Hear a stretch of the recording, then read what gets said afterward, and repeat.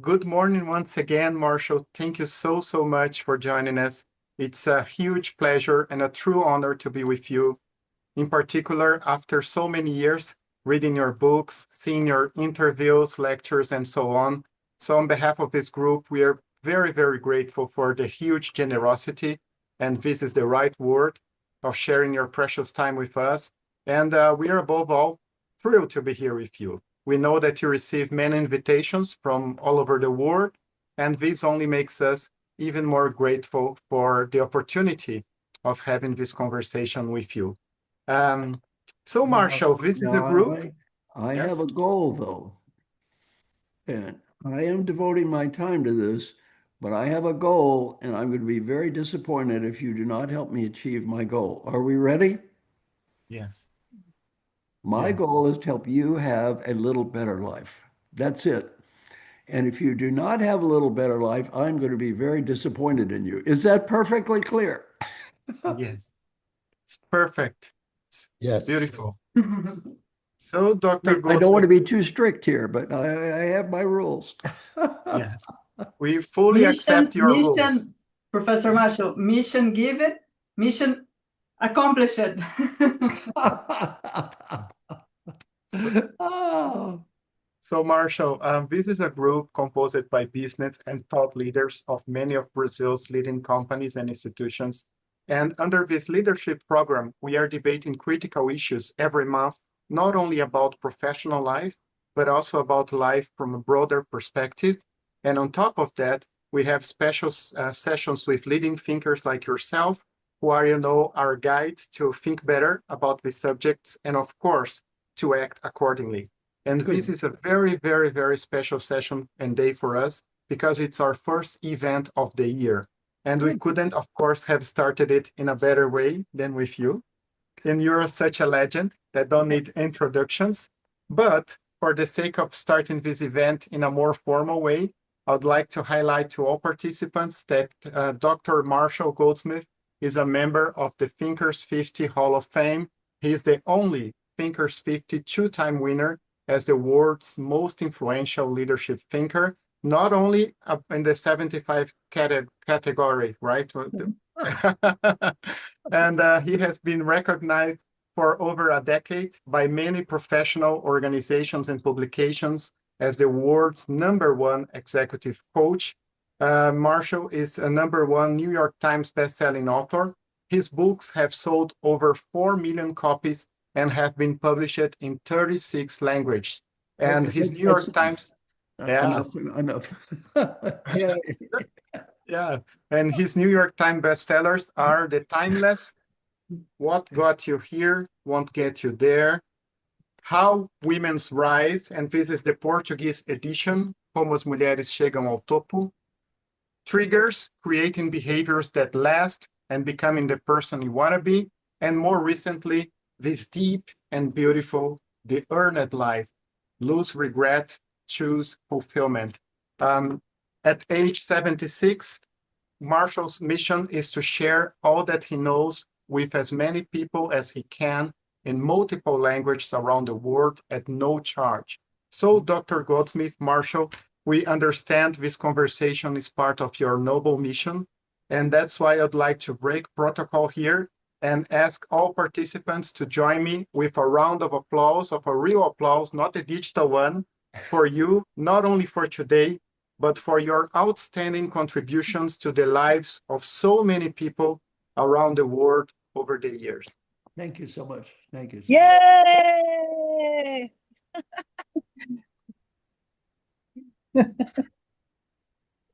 As I said, this is a smiley group, huh? So very happy one. So now, without further ado, I'm going to kick off with 4 or 5 questions. I'll have countless more, and then open for other questions from the members of our group, whom I also greet and thank very much for being here. Okay? One question at a time, and no questions about politics. Yes. I don't want to talk about Donald Trump or all that stuff. So just one question at a time, but anything about people, life, behavior, I'm happy to talk about. Perfect. Sounds perfect. Fully agree. So, Marshall, I'd like to start off. by connecting your wisdom to the profile of our group. Most of the participants of our Virtuous Leadership Program arrive at a point in life where traditional career questions, such as promotion, compensation, recognition, are no longer the central challenges. Instead, the deeper question becomes, who do I want to be now, since I no longer need to prove myself? So looking back on your extraordinary journey with decades of influence and access to the world's most important business leaders, what do you understand now, Dr. Goldsmith, in your 70s, that perhaps you simply could not have understood at your 40s or 50s? And how should leaders reinterpret ambition once success is no longer scarce, but meaning sometimes is? Well, let me just talk about what do you need to have a great life? The broader context. What do you need to have a great life? Now, as we get older, one of the things you need is health. So the first thing is just keep taking care of yourself. And as we get older, it does take up more and more of our lives. That's just reality. Take care of your health as best you can. Number two is wealth. Now, how much money do you need? I know the exact answer for everyone in this room. I know exactly how much money you need. And the answer is one word, enough. That's what you need, enough. So make enough money that you define as enough, set it aside, keep it safe. Then money is no longer a driver of your life. See, I'm a very rich person. How much money do I have? Enough. There's no material thing in the world that my wife or I could buy that would make us one bit happier. No prize, no jewelry, no car, nothing. Enough is what you need. So assuming you're healthy and you have enough money, have great relationships with people you love. Never get so busy climbing the ladder of success that we leave behind the people who love us. That's a bad idea. Now, assuming you have health, enough wealth, and good relationship with people you love, what matters? Three things. One is you do need to have some higher purpose in life. You need to answer this question. Why am I doing this? Why am I doing this? See, the people on this call have worked very hard and do work very hard. Why? Why are you doing it? The second thing is you will need to find meaningful achievement. See, the people on this call, you are achievers. You're not going to stop being an achiever. How many of you, let's see, Cabrera, is that correct? Yeah. Do you think you're going to be happy spending all day playing golf with old men at the country club while eating chicken sandwiches and discussing gallbladder surgery? No, you won't be happy doing that. You need to achieve. If you did not need to achieve, you would not be on this call right now. You wouldn't be on this call if you didn't need to achieve, and that's not going to go away. The final thing you need to do is you need to love what you're doing. So if you wake up in the morning, you think, hey, I'm pretty healthy. I got enough money. I got a great relationship with people I love. I have a purpose in life. I'm achieving things that are important to me. By the way, the achievement doesn't have to matter to anybody else, to you. And I'm happy you just won the game of life. You won. Now, here's the mistake that is over-influenced in our society, achievement. You can't achieve your way to success. You can't achieve your way to happiness. You can achieve your way to money. You can achieve your way to rewards, but you cannot achieve your way to happiness. This is something very few people ever understand. Happiness and achievement are independent variables. Achieve to achieve. It's a good thing. Be happy to be happy. But you're not going to achieve your way to happiness. If you could achieve your way to happiness, the people I coach would all be dancing up and down off the walls every day with joy. They aren't. They aren't. Well, achieve to achieve, be happy to be happy. And then some people, they think, oh, Marshall, that's a good point because happy people achieve more. No, that is not the point at all. Don't think I want to be happy because then I'll achieve more. That just puts everything back on achievement. Don't think that way. There's no real proof that happy people achieve more anyway. That's mostly nonsense. I know people are very happy, achieve very little. People are very happy, achieve a lot. Don't be happy to achieve more. Be happy to be happy. Life is short. Now, one thing I've learned in my new research, can I share this with the group? You have to promise not to repeat it, though. We'll promise not to repeat what I'm going to say. I've done some research in my new book. I'm going to share with you. Uh, it's not published yet, but my research has clearly documented one thing. We're all going to be equally dead. Hmm. We're all going to be equally dead here, and life is short. Don't get so busy achieving shit that you forget that. Yeah, life is short. You're going to be dead anyway. So enjoy the process. Fantastic. Fantastic, Marshall. And well, let me go to another question because I'm still thinking of the deepness that you mentioned here. So, Marshall, what got you here won't get you there focuses on the inner obstacles, and many of them are ego-driven, that Right, prevent already successful people from reaching their next level of effectiveness. right. The Earned Life, written almost 2 decades later, seems to address a different but related question, not how to succeed more, but how to live more fully. Right. If we place these two books on a single developmental arc, could we say that the first is about an initial phase aimed at enabling success, while the second is about earning a life that no longer depends on success for its meaning? And if so, what should a leader unlearn from the first phase so that the second phase can truly begin? Well, in my book, I mean, I've sold about 4 million books, and that book sold about half. So, I've actually now done 61 books, and most of those were purchased by my mother, my father, and my relatives. So, but I have written a few that sold a bunch of copies, right? Now, back to what to unlearn. What is the number one problem of successful people? And looking at your faces, I'm sure many of you have this problem. Are we ready? And I love to look at people's faces too, so I'm glad I can see faces. Winning too much. Now, what's that mean? It's important we want to win, meaningful win, critical win, trivial win, not worth it, win. Winners love winning. Everyone I coach is not just a winner, they are a mega winner.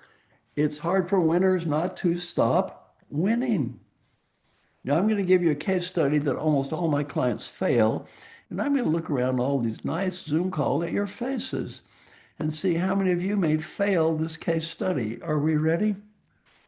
You want to go to dinner at restaurant X. X. Your husband, wife, friend, or partner wants to go to dinner at restaurant Y. Oh. You have a heated argument. You go to restaurant Y, but it was not your choice. No, not your choice. The food tastes awful and the service is terrible. Option A, we could critique the food, point out our partner was wrong. This mistake could have been avoided if you'd listened to me, me, me. Option B, shut up. Eat the stupid food. Try to enjoy it and have a nice night. What would I do? What should I do? Well, let me ask a question. How many people that I can see your pictures now, how many of us have ever critiqued the food before? Raise your hands. Come on. Yes. Food critiquers. Look at these food critiquers. Yes. Now, was that smart or stupid? Ah, that was stupid.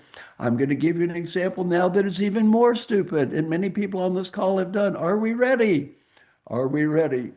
You have a hard day at work. Oh, such a hard day under so much pressure. You come home, your husband, wife, friend, or partner is there, and the other person says, I had such a hard day today. I had such a tough day. And if we are not careful, what do we say? You had a hard day. You had a hard day. Do you have any idea what I had to put up with today? You think you had a hard day? We are so competitive, we try to prove we are more miserable than the people we live with. Hmm. I gave this example to my class at the Dartmouth Tuck School. A young man raised his hand. He said, I did that last week. Oh, I asked him, what happened? He said, my wife looked at me and said, honey, you just think you've had a hard day. It is not over. Ah, so the next time you try to win, prove how smart you are, be right, breathe. What am I doing? One more, and then we'll go to the next question.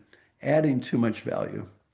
Now, I have a question. Are the people in this call smart or stupid? How about smart? I bet they're smart, aren't they? Yes, that's a question. Yes, smart. Very smart people. It's very hard for smart people not to prove how smart we are over and over and over. Now, what does adding too much value mean? I'm young, smart, and enthusiastic. You're my boss. I come to you with the idea. You think it's a great idea. Rather than saying great idea, our tendency is to say, that's a nice idea. Why don't you add this to it? The problem is the quality of the idea may go up 5%. My commitment to execute just went down 50%. It's not my idea, boss man. Now it's your idea. It is incredibly difficult for smart, successful people not to constantly add value. One of my coaching clients, JP Garnier, was CEO of GlaxoSmithKline. I said, what'd you learn about leadership as the CEO of this huge company? He said, I learned a hard lesson. My suggestions become orders. Every time you get promoted, become more powerful, more and more of your suggestions become orders. He said, if they're smart, they're orders. If they're stupid, they're orders. If I want them to be orders, they're orders. If I do not want them to be orders, orders anyway. For 9 years, I trained the admirals of the United States Navy. What's the first thing I teach new admirals? When you get that star, your suggestions are orders. Admirals do not make suggestions. When an admiral makes a suggestion, what is the response? Aye, aye, sir. That suggestion is an order. I asked JP, what did you learn from me when I was your coach that helped you the most? He said, you taught me one lesson that helped me be a better leader and have a better life.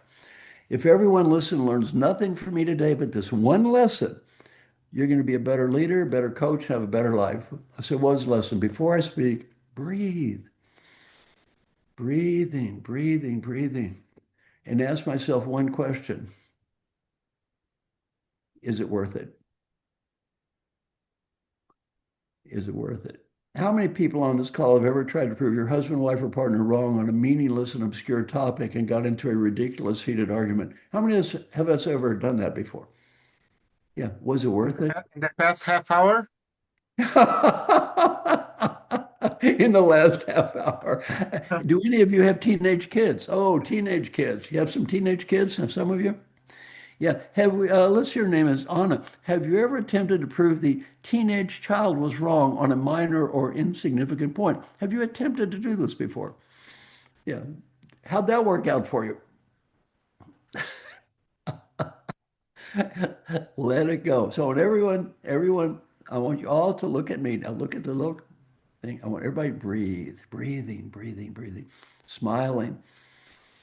Ah, smile, breathe. Now, I want you to do your hand like this. Hand. Ah, hand, hand. Do the hand. Ah, let it go. Let it go. All that little crap, let it go. Winning all those stupid ass arguments. Let it go. Life is too short. Yeah, win the big stuff in life. All that little stuff, just forget about it. Yes. Wonderful. So beautiful. But difficult to practice sometimes. So, Marshall. Now, Yeah. now, in my book, I say, you never say that's great, but you just said that's wonderful, but I charge my clients $20 every time they do that. They don't start sentence with no, whatever, however, say that's great, but you said wonderful, but. So you owe your favorite charity $20. Now you say, thank you, Marshall. Say it, Alex, say it. Yes, yeah. Otherwise, it will be 40. Okay. My God. Well, Marshall, thank you so much.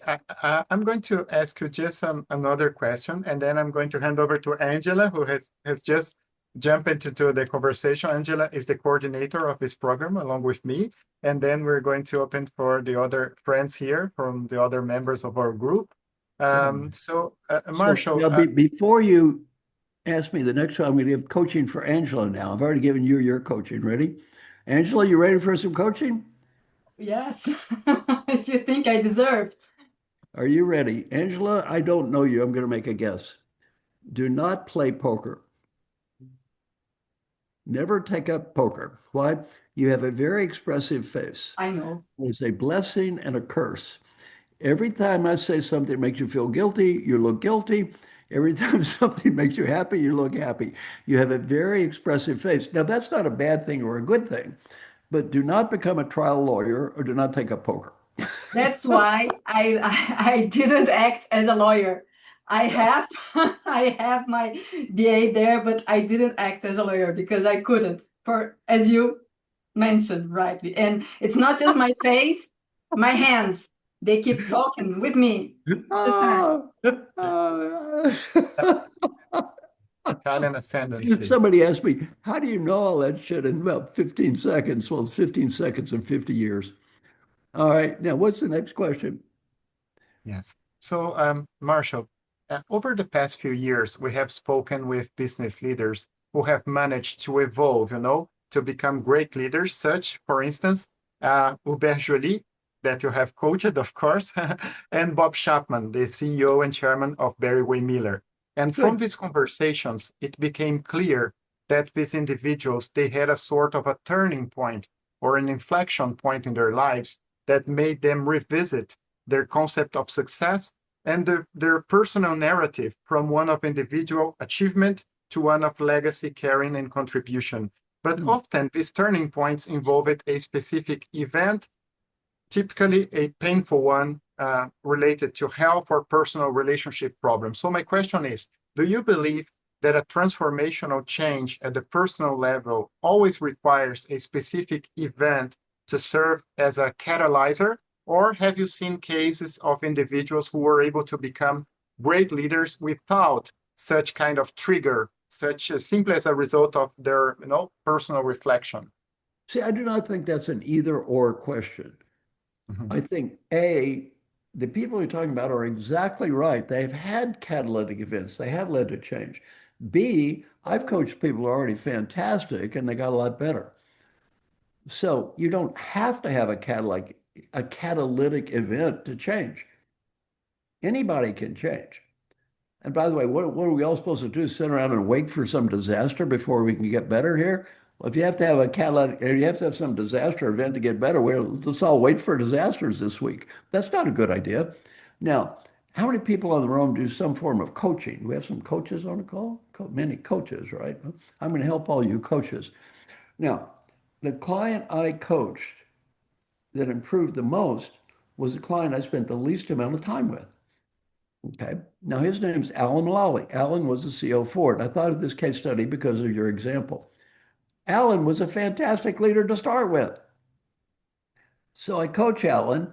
Alan improved more than anyone I ever coached, and I spent the least amount of time coaching Alan. Now, I spent hours with Alan. He's my friend for 30 years. We're writing a book together. But actually, coaching him, I spent very little time. So I said, Alan, I'm very puzzled. Of all the people I've coached, you improved the most. I spent the least amount of time coaching you, and you were great to start with. Then I said, Alan, the person I coached that I spent the most amount of time with didn't improve at all. So I said, Alan, I made a chart here, a chart on one dimension called time spent with Coach Marshall Goldsmith. The other dimension was called improvement. There's a clear negative correlation between spending time with me and improving. So I said, Alan, the way my little chart looks, had you never met me, you would be really good. So I said, what should I learn about coaching from you? Now put this in context. Alan was the CEO of Ford. The stock goes from $1 to 1840. He was CEO of the year in the United States. He had a 97% approval. He's not a great leader. He's a ridiculously great leader. So I said, what should I learn about coaching from you? He said, Marshall, two things. One, your whole mission as a coach is customer selection. You pick the right customer, you win. You pick the wrong customer, you lose. Okay, you mentioned I got ranked number one coach in the world for years. Why did I get ranked number one coach? Nobody knows I'm a good coach. Nobody's watching me coach people, except occasionally you guys. Nobody's watching me coach people all the time. How come I always get ranked number one coach? I'm sure I don't deserve to be ranked number one coach every year. That's ridiculous. I am confident in one thing. I have number one clients. You read that book, The Earned Life. Look at the first 6 pages of that book. Those are my clients. Are they impressive or not? Whoa. They are seriously impressive people. And they say I'm a good coach. Well, you want to be a great coach? Pick some great clients to work with. They're smart, they're dedicated, they're hardworking. They're going to make you look like a hero. You pick somebody who doesn't care, they're going to make you look like an idiot. Don't make coaching about yourself and your own ego and how smart you think you are. Make it about the great people you work with, how great they are. That's a great lesson of coaching. It's not about you, it's about them. The second they make it about the coach, you've lost the game. Why? Now it's not them having a better life. It's about you being smart or you helping them or whatever. It's not about you, it's about them. First thing I tell my clients is, this is not about me, it's about you. Look, you get better. It's not about me. It's about you. It's your life, not my life. You got to do the work. You got to do the work. They got to have the courage to get feedback, the humility to admit they can improve. They got to apologize for their mistakes and the discipline to do the work to get better. They got that. They're going to make me look real good. They don't have that. I am wasting my time. All right, let me ask the group another question. I see guilty faces already before I even start. My prediction on this next one is massive failure from the group. Angela, look at that guilty looking face already. You can sense failure is coming. You coaches in the room here, little coaches, have any of you ever attempted to coach a husband, wife, or partner who didn't want to be coached before? Have any of us ever? Oh, Patricia, look at that guilty looking face over there. Patricia, I think you've done, look at how guilty she looks. You've done this, haven't you, Patricia? How'd that work out for you?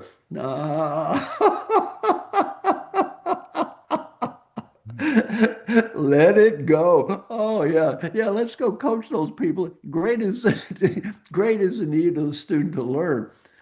Far greater is the need of the teacher to teach. Yeah, if we're not careful, whose needs are we taking care of here? We're taking care of our needs. And Patricia, I know it's sad that that person didn't want to be enlightened by you, but sometimes, Angela, I have let you them go. I let them go. let it go?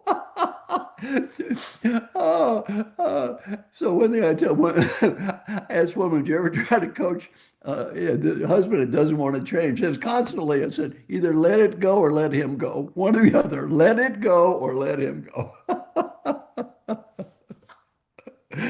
All right, what's next? Yeah. Thank you so much, Marshall. Angela, please. Thank you. Thank you, Dr. Marshall. It's called wisdom, right? Well, my first question is about how our organizations can be better with the underrepresentation of women and also in positions and political positions, economical positions.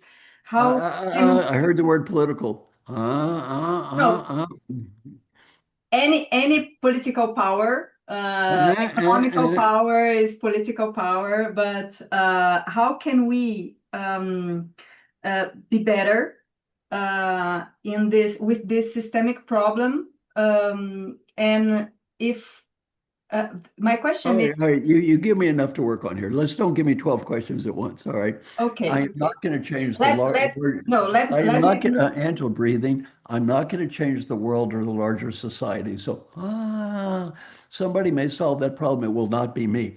Let me help the real human women on this call. How's that sound? See, Great. I'm not going to change the world. Let's just deal with real human beings that I'm talking to right now. Is that okay? Yeah. Let's just do that. All right. For all the women in the room, I'm going to make a promotion for a book, How Women Rise. I wrote this book with my friend Sally Helgeson, and 15% me, 85% her. I love the book. It's about this topic. It's translated for Brazil as well, I believe. You have a copy of it right there. Yeah. So I'm a great believer in that. Now, she knows 10 times as much about this topic as I do. Back to are you the expert on this topic? I am not the expert. I'm going to give you just a couple of points from the book, though, for all the women on the call and for many of the coaches on the call. Ready? Yeah, because I don't really care about saving them. Well, let's focus on saving who? Now, let's all save this person right here. Yeah. All right, everybody breathe. I'm going to do an exercise for the women on the call. I'll see if I can see faces here. Da, da, da, da, da. I like to see all these faces. Very good. Hello, everybody. I'm zooming through all your nice faces. All right, for all the people on the call, suppose just do this one for the women, since you brought up women. Are you ready? All the women on the call. I'm going to ask you some questions. And I want you to give me honest answers. If you became more powerful and influential, would the world be worse off or better off? How many of you think better off? Raise your hands. Don't use the pushing device. Just raise your hands. How many of you would say better off? Women, better off. Come on, women. Raise your hands if you believe this is true. Yeah, yes. I know. Now look at Patricia. You look guilty again, even raising your hand. You've got to work on this. Yeah, look at you, Angela. Better off. I agree. Let's just take Angela, Patricia, Anna. Would the world be better off if these women became more powerful and influential? I vote yes. Yes. Okay. Question 2. Does trying to become more powerful and influential, does trying to promote yourself often make you feel uncomfortable? Does it make you uncomfortable to do this? To promote yourself? Does it make you uncomfortable? Oh, you know what most women say? It makes me uncomfortable. Claudia, it makes me uncomfortable. Anna, uncomfortable. Look at you. Even Angela makes you a little uncomfortable here. Oh, it makes you uncomfortable. Now for the hard coaching, are you ready? What is more important to you? Making the world a better place or being comfortable? Well, what's more important? You want to make the world better? Be comfortable. Suck it up. Promote yourself. Get over it. I'm not going to solve all the social problems in the world. I'm not going to solve other people's discrimination issues. Who the hell am I to do that? Nobody. But I'm not talking to them. I'm talking to you. The person that has a problem with your own self-promotion is not the rest of the world. That's that woman you see in the mirror every day. I'm not going to fix the rest of the world. You're not going to fix the rest of the world. Just work on her. You want women to be more powerful and influential? You go first. And quit being ashamed to do that. So, Angela, now you're supposed to say, thank you, Marshall. Thank you, Marshall. My second question is that how can we and all of your coaches can choose better, because we confuse confidence with competence. How can we choose better? We have this book here as why so many incompetent men become leaders. And all of the research also that you mentioned in your book. How can we choose better? Number 1, get over this ridiculous phobia about promoting yourself. Okay, women on the call. How many of you have ever heard this before? My good work should speak for itself. Have you ever heard that? My good work should speak for itself. Complete and utter bullshit. Your good work is not going to speak for itself. God's not going to fly out of the sky and recognize you for your good work. That's nonsense. If that were true, no company would need a marketing function. Just make good products and everybody lines up to buy them. They speak for themselves. That is ridiculous. That is ridiculous. Look, build your own brand. Build your own brand. Now, why am I on this call? I have a big brand. Now, I have many problems in life. I'm certainly not going to deny that. Many, many problems. I'll tell you a problem I do not have. Building the Marshall Goldsmith brand is not a problem for me. That is, you know why I have a great brand? I tried to have a great brand. Build your own brand. Don't sit there and wait for somebody to do it for you. And Hey, Dr. Sally Marshall. Hutchinson has a great brand. She's a woman.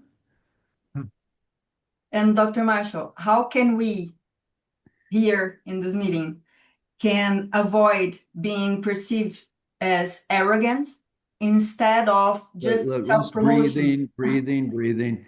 Quit worrying so much about them.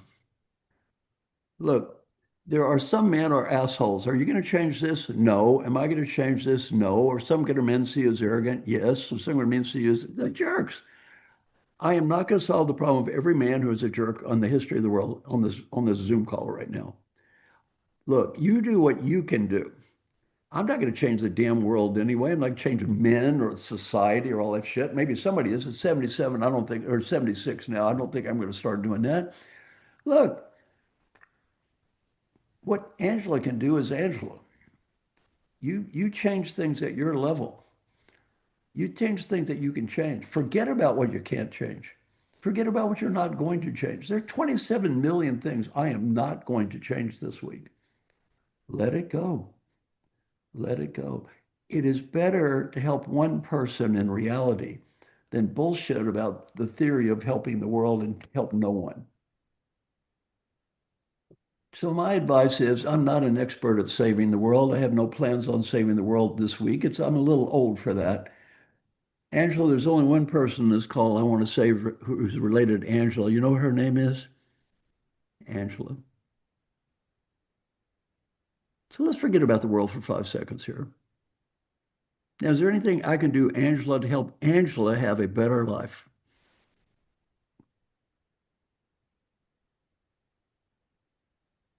Angela, that's a question. I'm asking you the question.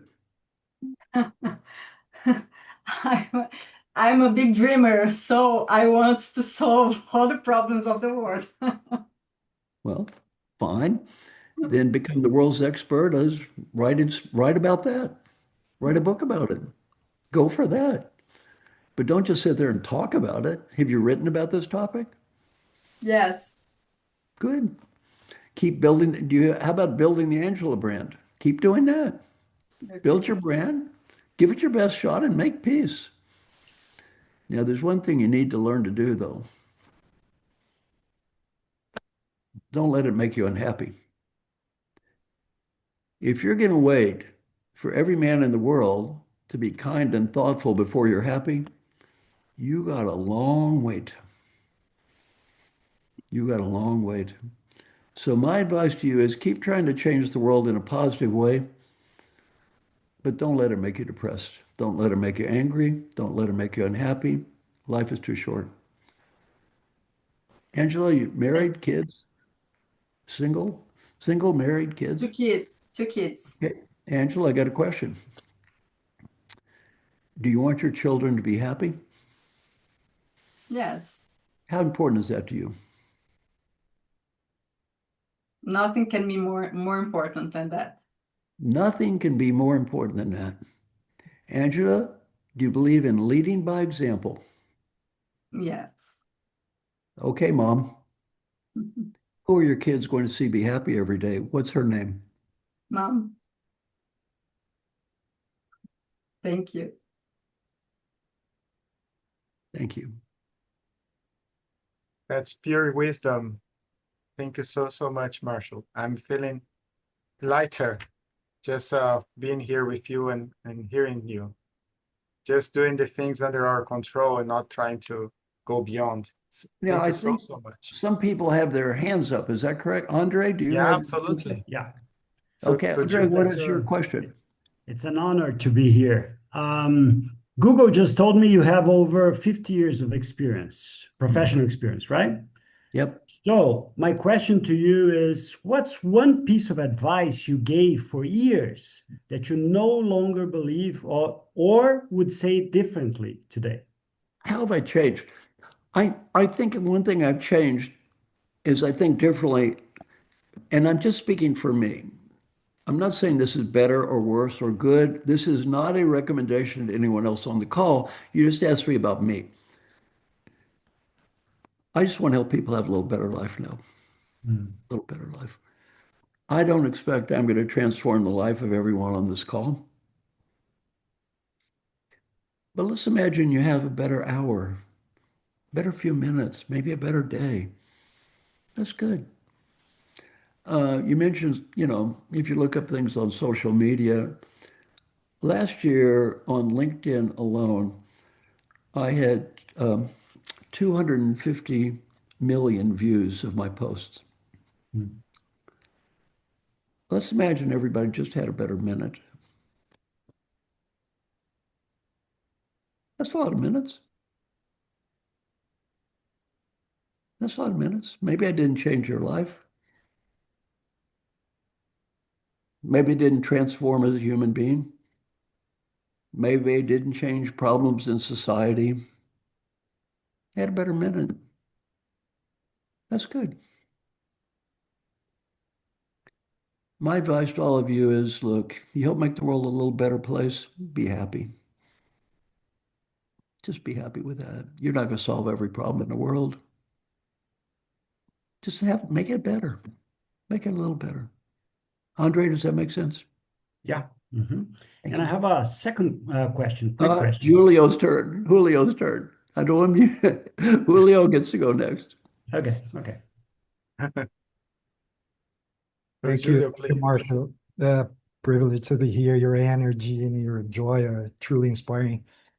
From your experience and working with so many successful leaders, what is the most common regret they express when they reflect on their lives? Very good question. This is kind of, you know what, Julio? I want to save that for my final comment. All right. Now I have a terrible memory. So whoever's in charge of the show here, you got to remind me, what is your final advice? And my final advice, Julio, is going to answer your question. Okay, I'll be here. Thank you. And it's you guys have to remind me because I'll never remember. Jose, Yes. what's your good question? Yes. Hello, We'll Dr. remind you, Marshall. Marshall. Hello. Okay. Thank you for your time and being here with us. I had a question, but now I get a little bit disturbed by some of your comments because you're talking a lot about happiness and be happy and be happy, which I'm not sure if this is a misunderstanding of the Brazilian translation of happiness, because I see that in society we are being bombarded by you need to be happy, you need to show that you are satisfied, and people is Jose, going breathe. after Jose, happiness. breathing, Jose, breathing. Breathe. Now, did I say you need to have a purpose in life? Yes or no? Yes, Did I say you have to have meaningful achievement? Yes or no? Yeah. yes. I said Because my happiness. understanding I of said happiness. breathing. Happiness is an independent variable. Okay. Now, when I was talking to somebody, I said, you want your kid to be happy? Be happy. That's leadership by example. You Okay. can be happy and achieve. You can be happy and make a positive difference in the world. Happiness doesn't have to be shallow. Now, you got a problem somewhere. I'm not sure what it is. Maybe it's TV or society or something. Here's my advice to you. Who gives a crap what they think about happiness? Why does that bother you? Let them think whatever they want to think. That's not what I said. Okay. So it's much more about fulfillment I'm fine. I may not be, I may be sad, but I'm at a moment, but Wrong answer. That is okay. not what I say. You're very good, by the way, pointing out what I didn't say. That is not what I said. Breathing. You were trying to say, well, it's okay to be miserable if you're fulfilled. I don't think it's okay. I think it sucks. You can be happy and find fulfillment. You can be happy and achieve. Happiness is not going to help you achieve. Achievers can be happy or not. People who find fulfillment can be happy or not. You can find fulfillment and be miserable. I've worked at a lot of nonprofits. People do amazing work. They are miserable human beings. If that is your goal, knock yourself out. If that's what Jose wants in life, you want your kid to grow up and be miserable yet fulfilled? Is that what you want? No way. Good, then quit translating. Now, am I making sense here, Jose? Yeah. Now, I want you to breathe. Breathing, breathing. What other people have said about happiness is not your problem or my problem. Quit making it your problem. You got angry at somebody a few seconds ago. What are you angry about? You're angry about some bullshit. Life's too short, man. Yeah. Yeah. You're letting yourself get angry about some nonsense you heard on the radio? Why? Some guy on the radio said some dumbass thing. Is that new in the world? Ah, let it go. And Thank you. By the way, over COVID, my wife could hear me coaching people. You know what she said to me? Why don't they kill you? All right, let's go with Laura. Laura, it's your All right, please. Thank you, Dr. Marshall. I am listening to you and I am listening to my mother. So this year is 20 years that she's gone. She is like, she was Japanese. And the phrase that she kept repeating me is, Lara, do you want to be happy? So be happy. So it's so refreshing. And in my work, I was like CEO of some companies locally in the countries. Laura, let's stop for a Yes. second. Back to your mother. Yes. Your mother is no longer with us. Is that correct? No, she's not. You know what, though? This is a great point for everybody on the call. Your mother was trying to help you, and you remembered it. And you remembered it. Mommy and daddy on the call, you remember what her mother said. You remember what her mother said. Thank you to your mother. Thank you, Dr. Marshall. Yes. And this is exactly what I wanted to ask you. My feeling working with other people that I was leading and today working with other leaders, Right. I always try to remember them to contemplate, to take time to contemplate, to reflect, because I think that what we are missing a lot is time to contemplate and to ask the question, why we are doing what we are doing, and how can I make my systems like better so I am better, and how can be better to make my systems better. And in your experience, you worked with so many. Let's don't ask me too many questions at once here. Uh-huh. Let's just try to focus. Again, I'm a simple man. I have trouble enough with one question, but we get beyond questions. Sorry. More and more confused. All right. Now, I'm going to give a suggestion to all of you. There's something I've been doing for many years called the daily question process. If you want to get better at anything, measure it every day. Measure it every day. Now, I'm going to give you 6 questions to start with. And they all begin with the phrase, did I do my best to? Now, why is that phrase so important? Did I do my best to? Well, if I ask you, are you happy? You say, no, you'll blame the environment. I'm not happy because of this, that, the other, somebody else's fault. If I ask you, did you do your best to be happy, it'd be quite different. You got to blame yourself. Look in the mirror. Here are the 6 questions every day. They all begin with, did I do my best to? Question 1, did I do my best to set clear goals? So every day, just say, did I do my best to set clear goals? Question 2, did I do my best to make progress toward achieving the goals I set? Now, question 3, Jose, this goes back to your point. Every day, did I do my best to find meaning? I'm not saying you shouldn't find meaning. I ask myself every day, did I do my best every day to find meaning? Next, did I do my best to be happy? Look, you can't control the rest of the world, but your mother had a good point. You can do your best to be happy and, Jose, do your best to find meaning at the same time. They're not mutually exclusive. Did I do my best to build positive relationships? That's all you can do is your best. Did I do my best? And then finally, Did I do my best to be fully engaged in what I was doing? Did I do my best? Every day, ask yourself those 6 questions. Now, why are they so powerful? You got nobody else to blame. You got nobody to blame. Now, sometimes in life, the Bhagavad Gita is the oldest poem in history. It's got a great point. Someone has a choice between terrible and worse. You got a choice between bad and worse. You know what the learning point is? Pick bad, make peace, move on. We don't always have good choices. Sometimes you got 2 choices, bad, worse. Fine. Pick bad, make peace, and move on. That's all you can do. That's it. There's not always some good, and there's always a but. Oh, if I did this, but if I do that, but. There's always but something, right? Yeah. There's only 2 questions you need to be able to look in the mirror and say every day. That is this. Did I do what I thought was right? And did I do my best? If the answer is yes and yes, let it go. That's all you can do anyway. Did I do what I thought was right? Did I do my best? If the answer is yes, make peace.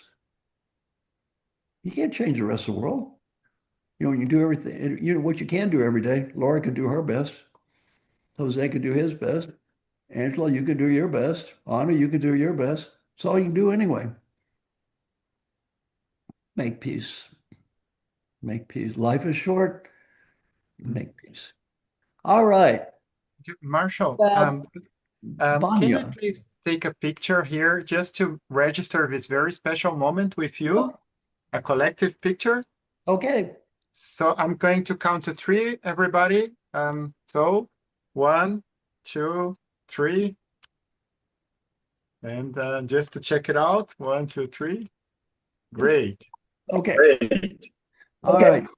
Vanya. Thank you so much. And I would like to know from your perspective, what is the place and role for sadness, suffering, and compassion? I think they're all important.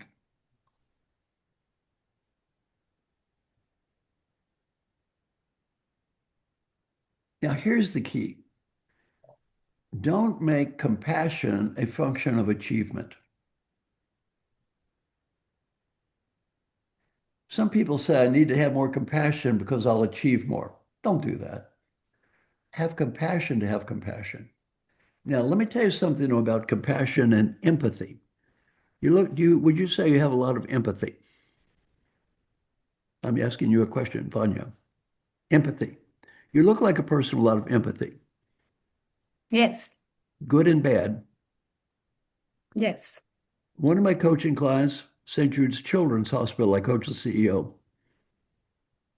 If you've been there, you watch children die every day. He said the first 2 months of his life, he went home and cried every day as a doctor. He went home and cried every day. You know what he had to learn? Let it go. You show up, you have compassion, but you don't take it home. Okay, Vanya, ready for your coaching? Yes. You've been taking it home too much. You've been taking it home. Quit doing that. Quit doing that. The first thing they teach you when you work with all the dying children is you never cry in front of the child. You never cry in front of that dying child. The dying child sees you cry. How does it make the child feel? Terrible. You're a good person. Have compassion when compassion is helpful, and let it go. Make peace, let it go. Quit carrying it around. Quit carrying it around. There's only so much you can do. I'm not saying have less compassion. I'm suggesting you have a little more compassion with one person. What's her name? Vanya. Show her a little more compassion. Thank you. Thank you so much. All right, Luciano. Thank you, Mr. Marshall. Uh, I would like to go deeper a bit. I am a Buddhist, and Oh, good. I'm a I'm Buddhist not too. comfortable. I'm not comfortable with your answer, but I would like to explore with you this. Being happy is fine. Okay, it's very fine. But where is the dividing line? But But $20. Okay, $20 okay. and the Sorry. credit card later. Quit talking. Fine, but is that what I just heard? That's fine, Yeah, Marshall, but that's fine. But my what's that my about? question is, where is the That wasn't a dividing question. You line? just said but. Why'd you say but? You trying to prove I'm wrong? Let me Well, be here's wrong. my answer. Let me help you. Let me be wrong. You don't have to correct me. You don't have to prove I'm wrong. One Yeah, thing I teach I'm is not feed trying. forward. Feed forward. People give you ideas. What do you learn to say? Thank you. You don't crap on people who are trying to help you. Now, Yeah, Luciano, I'm for trying to sure. help this group. I'm charging absolutely nothing. Why do you need to prove I'm wrong? I'm Let not it go, trying to man. prove you. Yeah, yes, you were. Yeah, yes, you were. I'm not stupid. You were trying to prove I was wrong. Quit doing that shit. Maybe I'm wrong. I teach all my clients this. Let me be wrong. Let me wallow in my own ignorance. I'm a happy old man. I'm a happy old boy. Let me be wrong. So let's say I'm wrong. Let me be wrong. Thank you, Marshall. Thank you, Marshall. Thank you, Marshall. Okay, how Where about we can deposit the $20, $20 from Alex, Luciano, I don't wait, give me 1 second. I might have some more time. I'm loving talking to you guys. I love people from Brazil, by the way. Let me tell you why. And What I Marshall, like do you about have Brazil. Wait, wait, do, wait. Let me look at my calendar here. I don't want to be bad to someone else. I can only do one thing at a time. Calendar, what day is today? Oh, yes. Very good. Okay. I have a couple of extra minutes. great. I'm happy to spend some fantastic, extra time, if that's okay. fantastic. Yes, absolutely. All right, good. Marshall, Let's go to um, Rubens then. Rubens, your turn. Very nice to see you, and really, really, appreciate. My question is very direct, right? It's related to the new generations, the Gen Yes. Z, right? Because of course we have a lot of leaders from, you know, my generations, right? But maybe what should be your advice and coach for the new generation, especially the Gen Z, because they seems to seek happiness by design, right? Rather than different from the early boomers, that seek success. Well, So what should be your coach let me just say yes for the and no. future? Here's my thought. When I was young, it was the 1960s and late 60s, early 70s. Everybody talked about that generation is totally different. All they care about is meaning. They're all so different than everybody else. A few years later, Ronald Reagan was elected president of the United States. How long did that crap last? A lot of young people are being one thing, young. So when I was young, there's a man in India named Naran Murthy, who's one of the most respected leaders in India, and he's my age. And he got a PhD from Berkeley when I was getting a PhD at UCLA. And I said, Mr. Murthy, it's interesting. I used to be a hippie communist. You know what he said? Me too. Me too. We were both hippie communists. Well, he said, if you're a communist when you're young, you have a heart. If you're a communist when you're old, you don't have a brain. I thought that was a good way to look at it, right? I mean, these people are young. So part of it is their difference, culture, or whatever, but part of it is they're just young. Look, I don't envy young people today. We haven't talked about AI, but AI is a train wreck is about to happen to young people right now. And it is tough out there. So the one back, who said compassion? Somebody talking about compassion, Vanya, compassion. Boy, I think young people need a lot more compassion. Yeah. More compassion, less judgment. It's hard. It is hard. Look, let me give you I don't know how bad it is in Brazil. The United States is a disaster. South Korea is the worst for young people. Massive amounts of anxiety, depression, suicide. It's the worst. The United States is not good. I'm not an expert on Brazil, so I don't know, but a lot of young people around the world have loneliness, anxiety, depression. It's tough. It's very, very tough. And if you take South Korea, which is the extreme example, South Korea was phenomenally poor, and now they're rich. What's happened to anxiety, depression, and suicide in South Korea? Skyrocket in the face of all this money. They lead the world in cosmetic surgery. You don't have to say much more. Mm-hmm. So it's hard out there. I don't understand it totally. There are other people that know far more than me. So I guess I'm not really an expert on the topic. I'm writing a book right now for young professionals, which is kind of a different audience. So these are kids with MBAs from top schools and shit. So they have nothing to do with society in a random sense. So the reality is, Rubens, I am seldom around anyone I would vaguely consider normal. Mm-hmm. Why? Only about 20% of people even read a book. So the reality is, what's life like for these people? I have no idea. I have no idea. But it's a good question. My only one recommendation is have compassion and more compassion, less judgment. That's all. That's about as good as I'm going to do. Marshall, compassion, acceptance, no judgment. I saw a lot of parallels with the Eastern philosophy and with the Buddhist statues behind you. So my question is it possible in the today's world, which is really fast-paced and very complex and chaotic, we could say, to be a good senior leader without a contemplative practice? How important it is to have a contemplative practice? And I don't know if we have time for that, but we have here many participants who are transitioning from executive roles to board of directors. So they are becoming board members. From your experience, what distinguishes a wise board member from a merely experienced executive? I know these are two different questions, but you're on question about number 3 right now. So let's sorry. Yeah, so let's just calm down a little bit with the questions. And my only suggestion for being a board member is you're an advisor, you're not the boss. And teach people that you are an advisor, you're not a boss.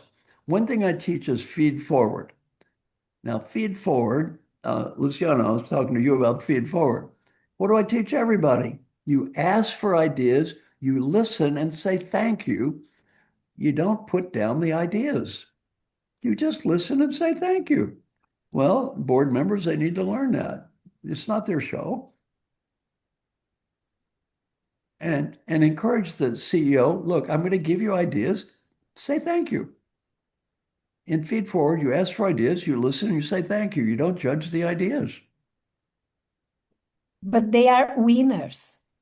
What did you just say? But Usually they are winners. Did you say but or not? Oh, yeah, considering what you said, they are winners. I'm counting. Accounting. They are winners. That but thing is very hard. I find my clients $20 every time they do it. $20 for every no, but, or however. So one guy I'm coaching him, he said, but Marshall, I said, that's 20. You do it again, 20 every time. But Marshall, 20. No, 40. No, 60, 80, 100. He lost $420 in an hour and a half. At the end of an hour and a half, he said, thank you. Thank you. It's hard. We all want to prove how smart we are. We want to prove how right we are. We want to express our opinion all the time. Why? You don't have to express your opinion all the time. The world doesn't give a crap about your opinion anyway. You don't have to express your opinion every 5 minutes. I was repeating your opinion. not mine. It's and I was asked to express my opinion. So when you're asked to express your opinion as a board member, do it. But when you're not asked, you don't have to. Now, Vanya, I'm going back to you. How about that business of letting go of some of that too hard? Quit being too hard on yourself. How's that sound for advice? What do you Repeat. say? Thank you. Thank you. I think that's good advice for many people on this call. Quit being too hard on honest. Is that bad advice or good advice? Great advice. How about you, Patricia? Bad advice or good? Yeah, don't be too hard on Excellent. yourself. Laura, listen to what your mother says. Is that bad advice or good advice? Good advice. Good advice. Don't be too hard on yourselves. Life is short. Look, you're not going to solve every problem in the world this week. And You're not going to fix everybody who disagrees with you. It's all right. Just go out and make the world a little better. Now, let me wrap up here. Now, I have a question. Alexander, people in this room, are they bad people or good people? They're great people and good people. Good people. Are they trying to make the world a little better? Absolutely. Could they have a little more compassion for themselves? I think so. Yeah. Let's have a little more compassion for ourselves here. Make the world a little better. Now, back to that good question. Who asked me a good question? Julio, I think it was you. Julio. Yes, Julio. Yeah, I'm the going to final get back to advice. that final question. Are we ready? Now, I Thank want you. everybody to smile. Smile. Breathe. Breathing. Hand. Hand. As you journey through life, you start getting angry, upset about bullshit. Hand. Breathing. Let it go. Let it go. Now, what matters in life? Okay, what's important here? Some friends of mine interviewed old people and said, what matters? Three things. The first one on the personal side, professional side. The first one on the personal side, be happy now. Life is short. You're all going to be dead anyway. And don't go through life and be miserable to prove some stupid ass point. Life's too short. Be happy. Vanya, you're going to try to help people as best you can, but don't be too hard on yourself on the way. Just be happy. And you being miserable is not making anybody else happy. Thank you. Number two, friends and family. Never get so busy climbing the ladder of success, we ignore the people who love us. That's a mistake. Never worship the corporate God. The corporate God is very cold.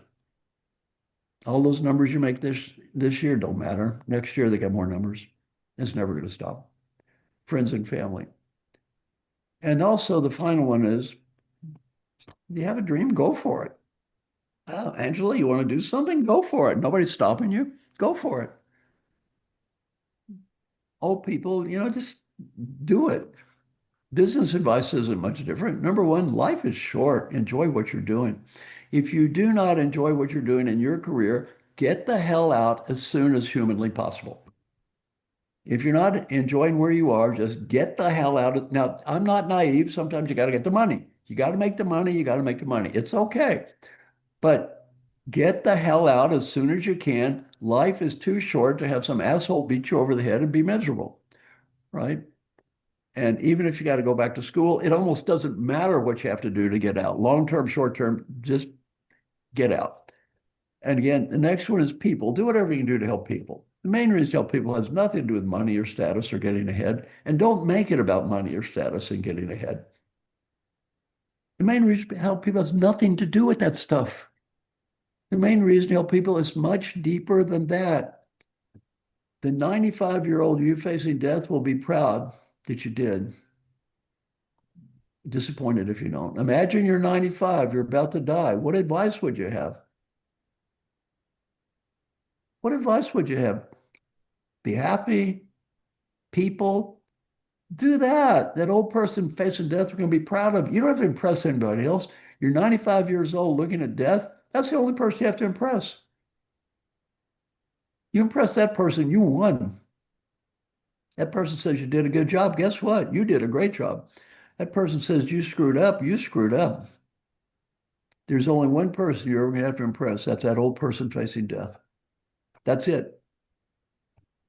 Everything else is pretty irrelevant. And final advice, go for it. Life is short.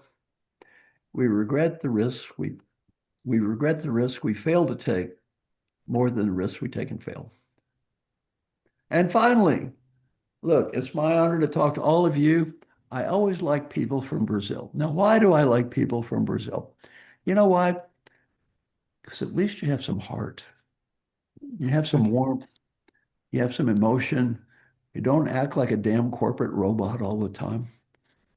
So really, I always love working with people in Brazil because, and I really hope you don't end up being I hope you don't end up being like the rest of the bullshit corporate world. So it's nice to be around some people at least have some heart left. So thank you. It's so beautiful, so Thank deep, you. so wise. We thank you so deeply. And on behalf of this group, Marshall, would like to deeply thank you, deeply, once again, for your generosity and taking your time to be with us. I'm not going to say this was a once-in-a-lifetime opportunity, as we always have the hope of listening and learning from you again in the future. So it was a memorable occasion for everyone here, an occasion that everyone we're going to remember from now on. Thank you so much. Thank you. Bye-bye. Thank you. Thank you. Bye. Thank you you. so much, Bye-bye. Marshall. Thank you. Bye. Bye. Bye. Thank you Bye. so much. Bye-bye. Bye bye. Bye-bye. Thank you. Bye. Thank you. Bye. Thank you. Bye. Bye.